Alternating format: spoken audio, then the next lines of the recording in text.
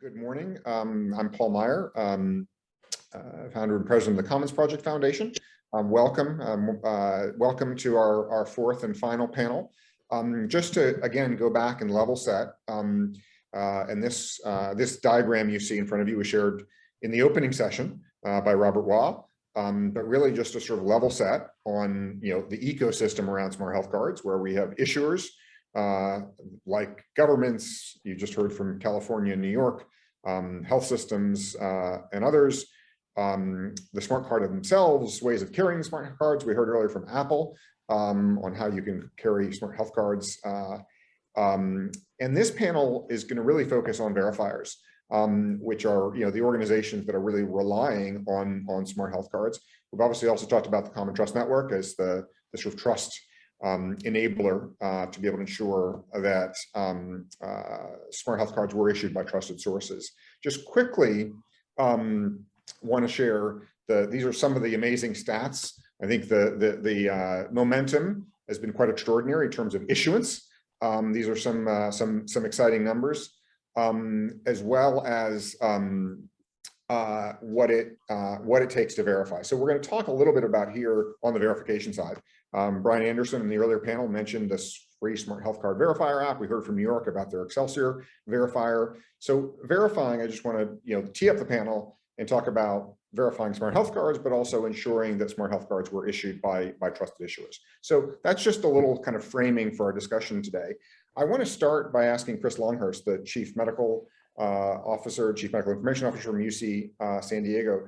Chris, we heard on the last panel from Epic, obviously, and you were one of the first Epic sites to go live issuing smart health cards. But can you talk about that, but really talk about how you've been a verifier of smart health cards in California? Sure, thanks, Paul. And I want to thank all of my fellow panelists as well. This has been a really educational session already. So you're right, at UC San Diego Health, we were the first client of Epic to actually go live issuing smart health cards. We did that in late June, just a week after Rick Clow turned this on for the state of California. And we found a number of benefits of using smart health cards for our patients. The first was that even though the state was issuing this from the immunization registry, of course, that data wasn't always accurate, and we could make sure that we were able to clarify, correct, and issue the correct credentials.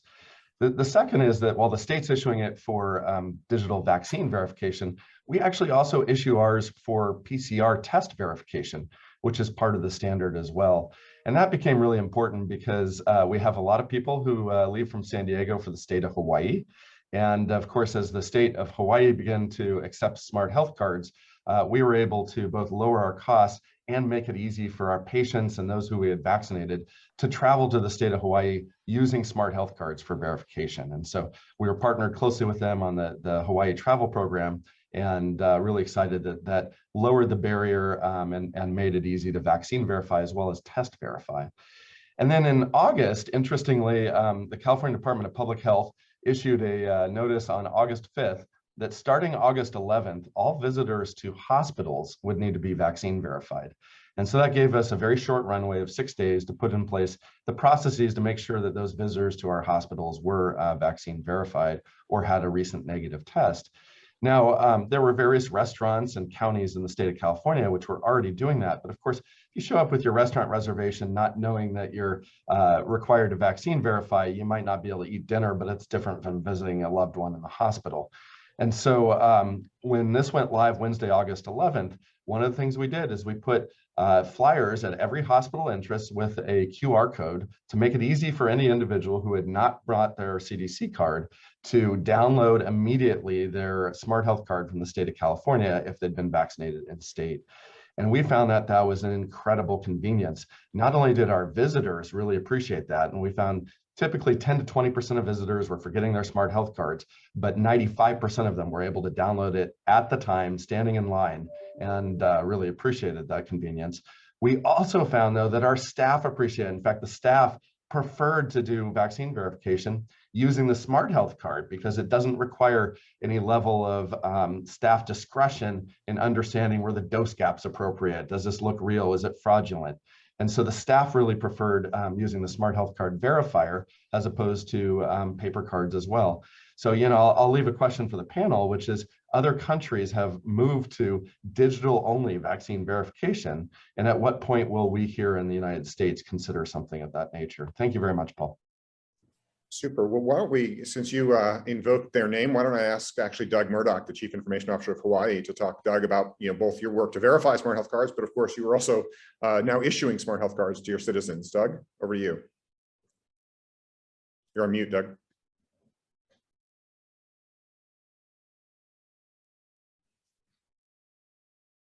Still on mute. Aloha, everybody. Can you hear me now? Yes, great. Thank you. Good. Okay. Just take a second and imagine yourself on Waikiki Beach with me, with white sand and blue water, palm trees, great hotels and food. But what's wrong with this picture? There's no people at all. Initially, that might have seemed like paradise to some of us, but it was really an economic disaster for Hawaii. When the pandemic reached Hawaii in March of 2020, the governor issued a quarantine order. People could come here, but they were put in a 14-day quarantine. And we had a paper-based system to enforce the quarantine.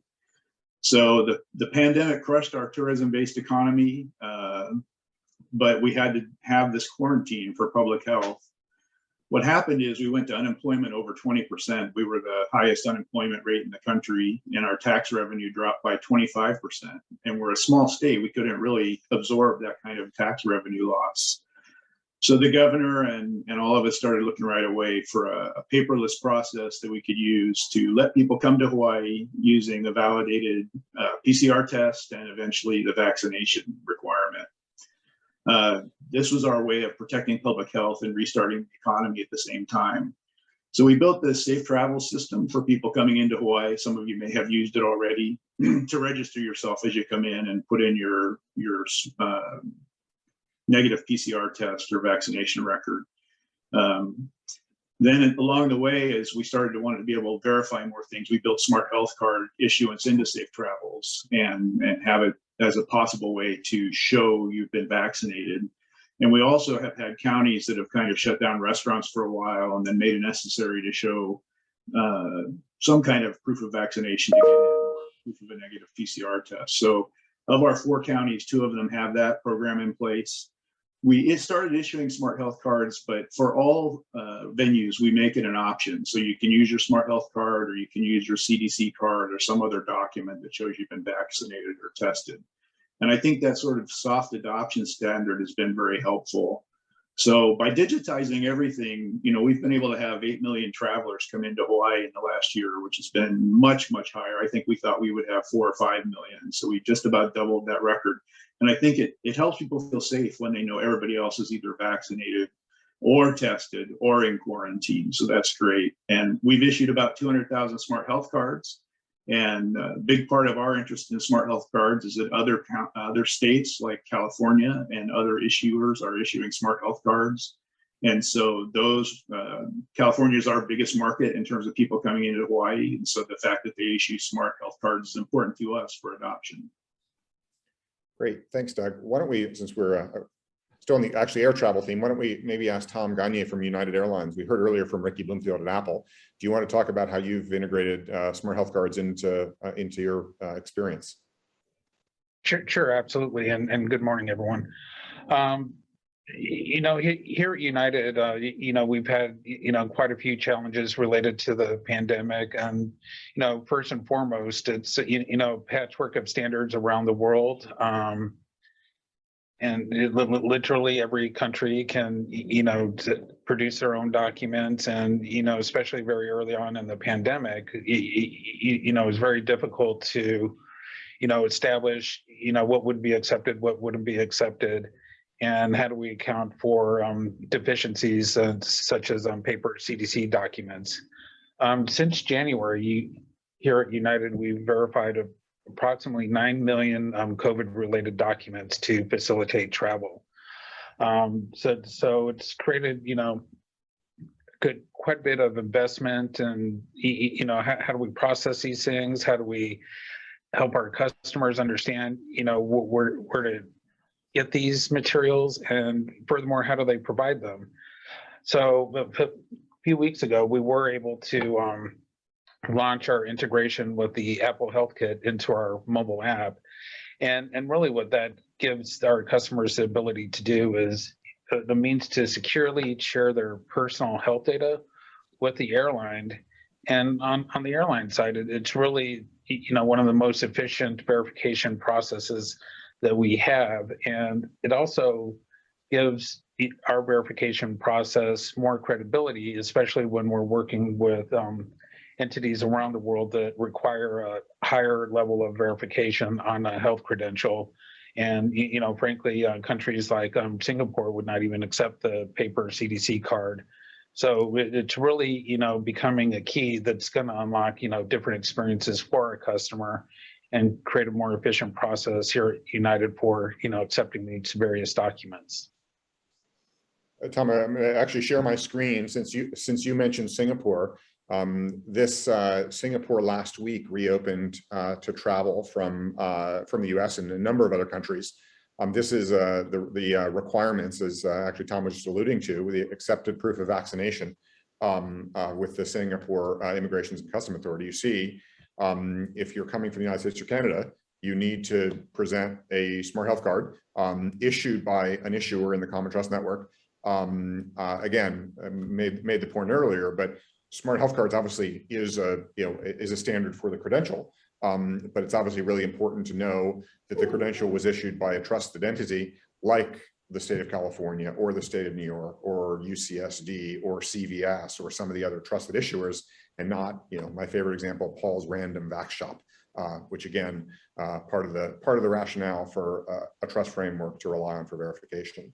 So let me just now ask Mahesh Gupta from Delta. Mahesh, obviously you're also verifying Smart Health cards, and would love to talk about kind of your perspective on this and the benefit of verifying Smart Health cards and relying on a trust framework. Yeah, no, I think, Paul, by the way, good morning, everyone. It is the same theme for all of us. How I think Doug was talking about that, how disaster situation was there.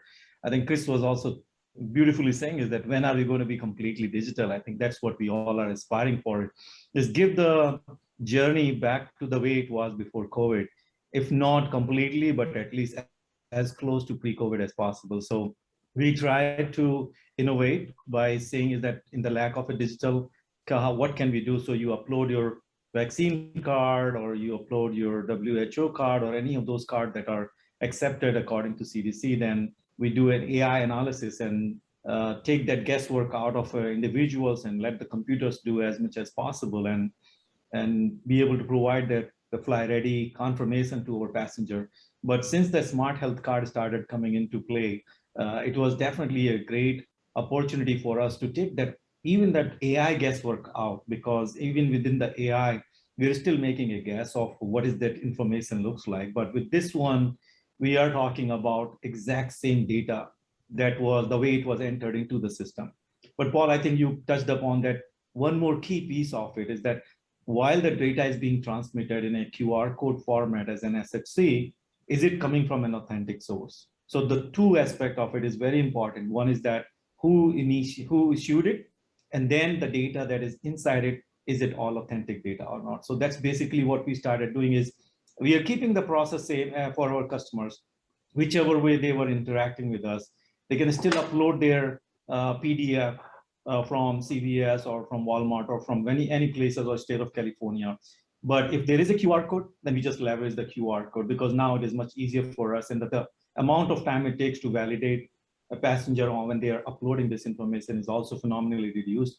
And if it is not there, then we continue to do it. And Chris, ultimately what will happen is that if everybody started just uploading the QR code, is when we can call it we are all digital. So that's basically where we are. Great, thank you, Mahesh. Again, maybe now over to Cesar Caldera from Royal Caribbean. So do you want to talk about how you're incorporating into your process? Most definitely. Thank you, Paul, and good morning and good afternoon to all. I think I speak on behalf of all the verifiers, maybe so also the issuers. It's been uncharted territory for the last year plus. The last couple of months, it's been a very fast-paced, fast clip to make sure that we get to where Mahesh is talking about, making our processes as efficient as possible for our guests here at the Royal Caribbean Group. We already have over 22 ships live, are back in service, and our guests that are 12 years and older need to show proof of vaccination with a final dose 14 days before they sail. As such, we kicked it off with enabling our guests to upload a vaccine card image, CDC card image through the check-in. Very simple, 1 to 2 clicks, take a picture, upload it. And behind the scenes, we have humans eyeballing it and verifying it. And again, I think like Chris mentioned, it's, it could be fraudulent, it could be missed. So we're now getting prepared and ready to now transition to the Smart Health Pass process using the API to verify the information. Some of the benefits that we see there is efficiency. It's going to be quick. It's instantaneously.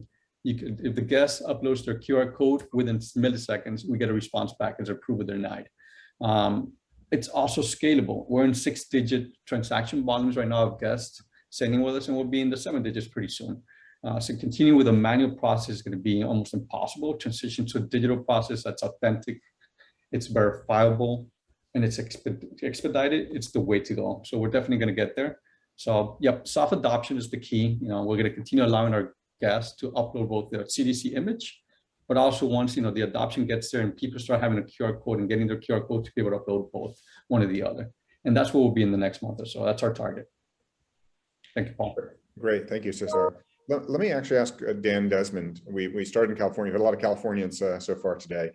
Dan, from the California Health Medical Reserve Corps, do you want to talk about how what you've been doing both on the issuance and verification? I know you're partnering with Microsoft to incorporate some of their platforms into your work. Do you want to talk about how you're approaching this? Be happy to do that. And I want to build off of the similar problems that Chris and Douglas have talked about, where immunizations were never really designed to do what they're being asked to do. So we have to be fair to them as immunization registries on that side. But we're both an issuer and a verifier, but also helping communities to reopen using the verification process.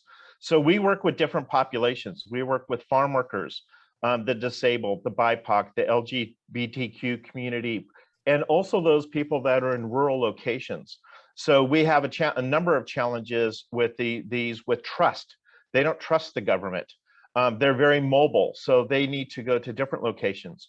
So as we work with Microsoft and their Vaccine Equity Initiative with United Way, Easter Seals, and the American Heart Association, we're now helping those populations and educating them to give them an option to the CDC card, which as they go to different areas, as a farm worker, they lose those cards, they don't have access to it, and also to the rural communities. So now under this effort that we've started, and Paul, thanks to you and your team for the work behind this, we're now moving forward to help those small businesses in rural areas of California to reopen, and they need a way, very low cost, has been talked about the travel industry and also with Chris at the hospitals.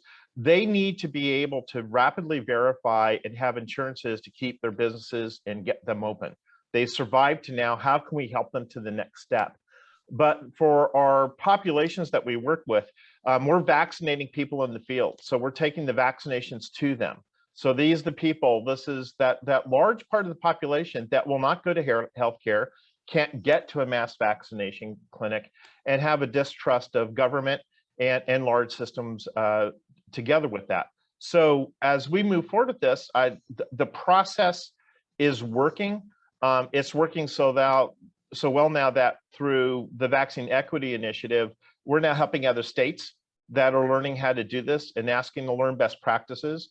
So we look at working and partnering with like Hawaii and UCSD, who has had a long relationship with us on how we can improve these processes and share them not just domestically in the United States, but in other countries around the world. Great, thanks so much. Doug, let me turn now to Meredith Flynn Ripley from Salesforce. Speaking of getting back to work, do you want to talk about what you're doing at Salesforce? Absolutely. And thank you, Paul, for the invitation. An honor to be part of this great panel and the event in general. It's been fantastic. So Salesforce, two of our core values are trust and equality.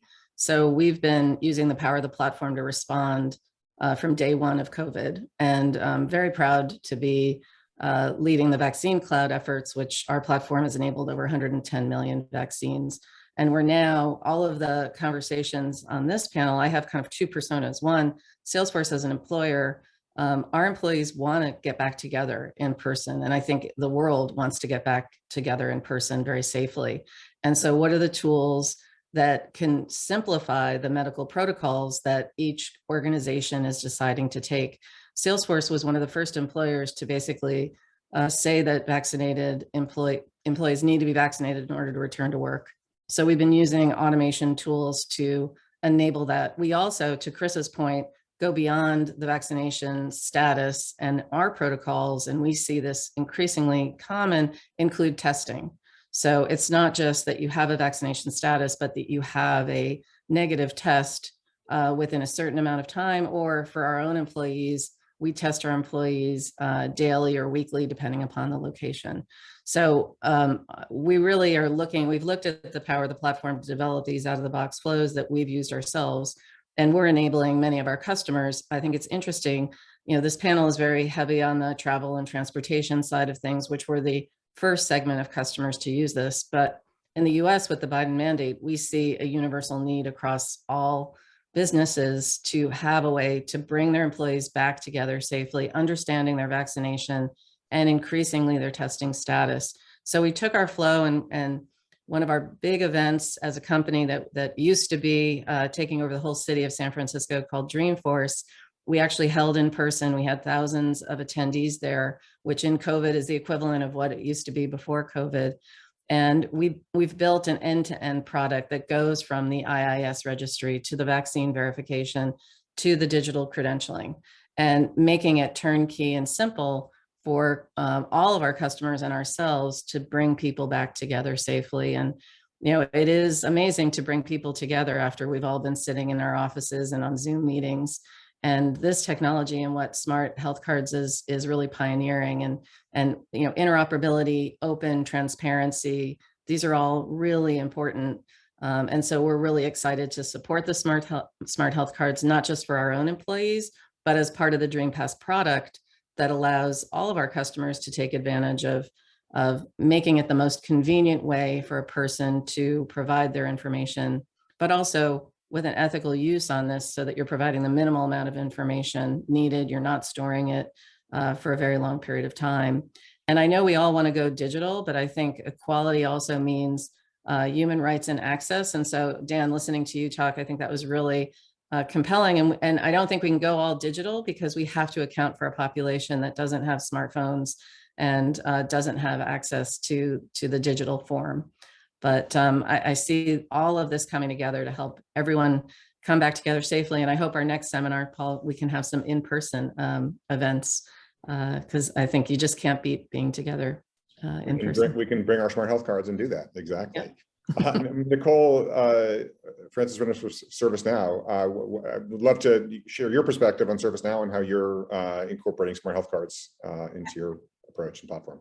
Absolutely. Excuse me. And to Meredith's point, it's great to have another technology partner represented here. And we look forward to getting to Hawaii and to travel in the future. Look, on behalf of our CEO, Bill McDermott, and our General Counsel, Russ Elmer, and our 15,000 employees around the world, we're delighted to be part of this coalition. And just thank you, Paul, for the invitation. We view our Now platform as the control tower for digital transformation. And when the vaccine, when COVID took place, you know, the NBA and the WNBA reached out to us and wanted us to help them with getting themselves back on the court, the players back on the court. And so we have just a phenomenal platform that is helping over 80% of Fortune 500 companies and 300 federal agencies grapple with this, helping their employees get back to work through, you know, proof of their vaccine status and et cetera, returning back to work and having their COVID, being tested for COVID, or their proof of vaccination. That's what we're about. And as all of you have mentioned on this panel, you know, businesses and governments and frankly people deserve more, they expect more, and they want processes to run much more efficiently and effectively. And this smart health card is a fantastic technology and tool that can help us as employers and also help other governments, and you mentioned Canada. Canada was mentioned on the other call, and we have a robust presence in Canada, and we look forward to determining how best to integrate this fantastic technology into our platform and internally with our own employees. So thank you so much for having us, and we look forward to continuing our work together to reopen again and get together again and move this country and move this world forward. Great, thanks, Nicole. I mean, this is such a rich panel. I wish we had 3 hours. I am going to actually maybe at the end extend, for those who do have a little bit more time, to extend our conversation, because I would love to spend the next couple hours on this. But I do want to go and ask John Halamka, one of our other VCI steering committee members from the Mayo Clinic, to talk a little bit about smart health cards and the broader implications, and then Anish Chopra, the former United States Chief Technology Officer, to share your perspectives on the implications of smart health cards. But John, over to you. Well, thanks so much, Paul. Yesterday, Mayo Clinic went live with smart health cards for 10 million patients. And the importance of that is that it's a standard. I, Paul, was able to simply download my smart health card from the Mayo app, and you can guess where I put it. That would be the Common Health app. And I did it in 30 seconds, and it was frictionless. And so I can't emphasize enough the ecosystem that you create. Look at the members who are on this webinar today.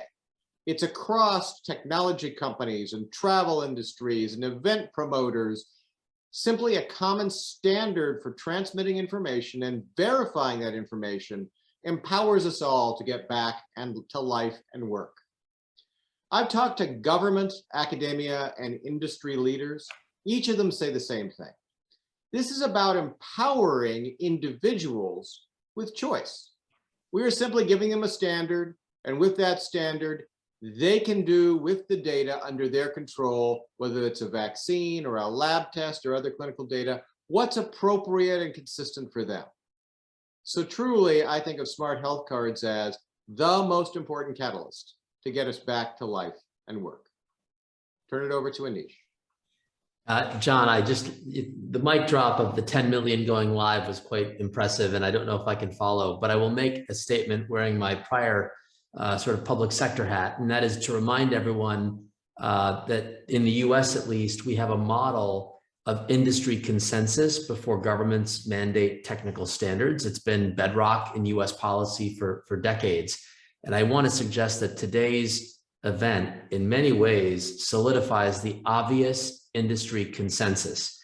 It is clear to me we have a path forward to standardizing access to this vital information. And I'm grateful for all the voluntary efforts and stakeholders along the way who any moment in time could have deviated towards a simpler, easier custom solution, but chose instead to make the collaborative approach. This is how policymaking should work. And I'm quite positive and hopeful we will scale the voluntary consensus standards as we've done in the past. So thank you for everyone for your hard work. And I'm excited to see the benefits to the global audience. Great. Well, this has been really just an extraordinary discussion. I might just call once again on Chris. You kicked us off.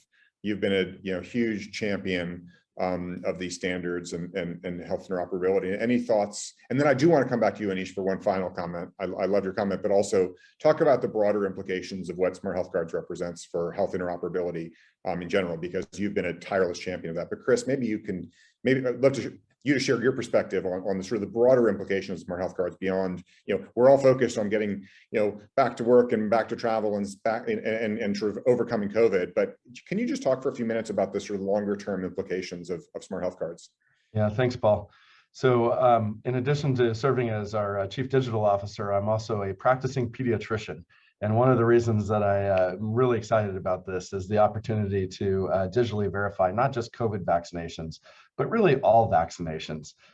So many of us are parents. We've had the experience of registering kids for school, summer camps, universities, and other things where we need to pull up that vaccine information from 20 years ago to verify, your MMR boosters and things of that nature. And so these standards will support that. So I'm excited as we move forward.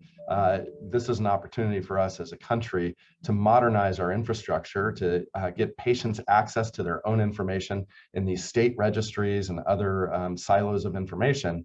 But ultimately, it's also an opportunity, as John said, to reduce friction around the verification process for clinical information, whether that's other vaccines or PCR test results or things of that nature. So very exciting time, perhaps a silver lining of this pandemic. And Paul, much like we saw in the story of telemedicine during the pandemic, there was this proverbial, sort of wall of disbelief that we were trying to figure out, will the American people see value or globally see value in a virtual consult with a physician? We've pierced that proverbial wall of disbelief, and we've now learned that it's possible and useful. I believe consumer access to their health information, it's been a policy priority for many administrations, bipartisan in the US, globally, and we've also in many ways seen in the demand signal here a sense that there's a wall of disbelief that consumers simply don't want access to this or wouldn't want to share it. We're actually living through the reality that this is the model, and hopefully we can build on the kind of consumer experience that works and see this carry forward into the day-to-day decision making so that everyone can get the best possible care for their loved ones. And that, it just gives me great optimism about the foundation that's been laid technically and from a policy perspective to support that demand signal. Thank you, Anish. John, maybe I can come back to you for a minute. We obviously at the VCI steering committee have been thinking, we've been heads down, getting the standard created, getting kind of it stood up for, COVID, COVID-19 vaccines, COVID-19 diagnostics. But can you talk a little bit about, some of the work that is beginning to think about some of those next use cases and some of the other data types? Obviously, Chris talked about routine immunizations, and a number of states are already working on that. But it'd be great to just give a little perspective on where this goes. What are some of the next kind of data types and use cases that you see from your perch on the VCI steering committee, and of course also at the Mayo Clinic? So if you look at our last 22 months of COVID, I think what we've learned is we need to retool society for resilience. We need to be able to have better liquidity of data, better patient and person control of data flows. But here's the challenge. We've had a trust issue. Now, imagine this, Paul, if I came to you and said, I'm going to tell you my family history. It's on my phone, it's fine. My bet is you'd say, family history, that's okay. I mean, why would you have any motivation to say, alter that in any way? Oh, Paul, did I tell you I need my OxyContin prescription replaced? It's on my phone. I mean, you can trust it. I take 30 every hour, right? I think you would agree that that may not be a trusted bit of data.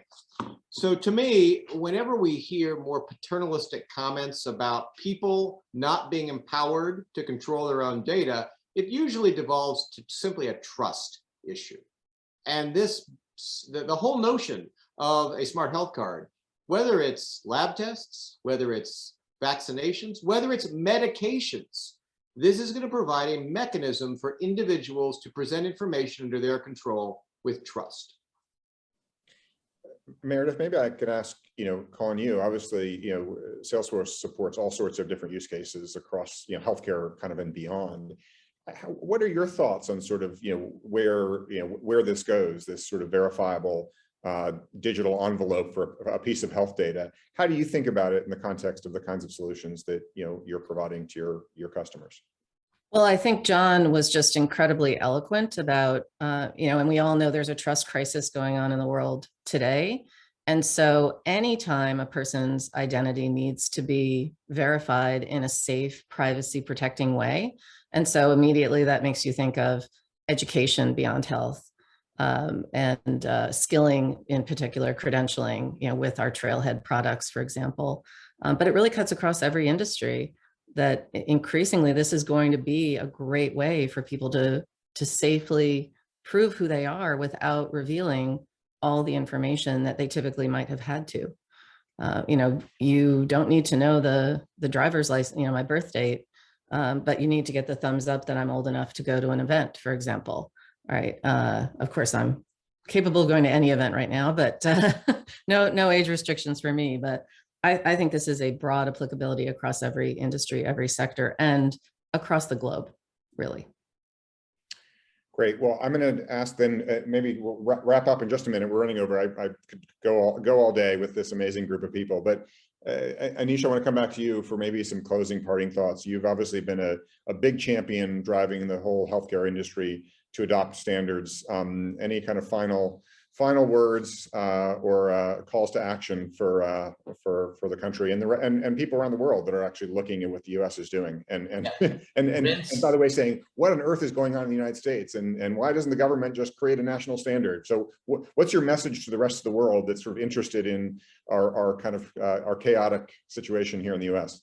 Bottom-up change is always the most empowering, and this consensus building effort to standardize content and distribution methods of sensitive health information is the winning formula, and it will scale faster with formal public action, but it will scale through consensus in manners in which we're witnessing today. Rinse, repeat, rinse, repeat. Let's go down the list of all the critical information. John gave us extremely helpful practical and pragmatic real-world examples where we need health information that's trusted, that can be incorporated into decision-making. This is a case study, and I'm very proud of it and think that we're in the right direction. For those of us that are anxious about wishing the president would have dictated some US answer to this, that's not what in scope to the discussion. We are building that consensus, and it's a fait accompli that we're going to have a national industry consensus-based standard already. Great. Well, look, thank you. I mean, this has been a really extraordinary discussion. I appreciate everyone's participation and everyone for joining the webinar today. I want to point out a couple of resources. First, smarthealth.cards is the website where people can learn everything about smart health cards, including the specs, the open technical specs to implement them if you want to be an issuer. VCI.org is the website of the coalition which is now numbers more than 900 organizations that have joined. So please join VCI and become part of this pretty extraordinary community. Information about the Common Trust Network available at commontrustnetwork.org. I again want to close by just saying thank you for all of our amazing panelists. Thanks everyone for joining, and really look forward to collaborating with all of you to help the world reopen and recover, but hopefully build a lasting foundation that can empower individuals with their health information to improve health all over the world for a long time to come. So thank you all so much.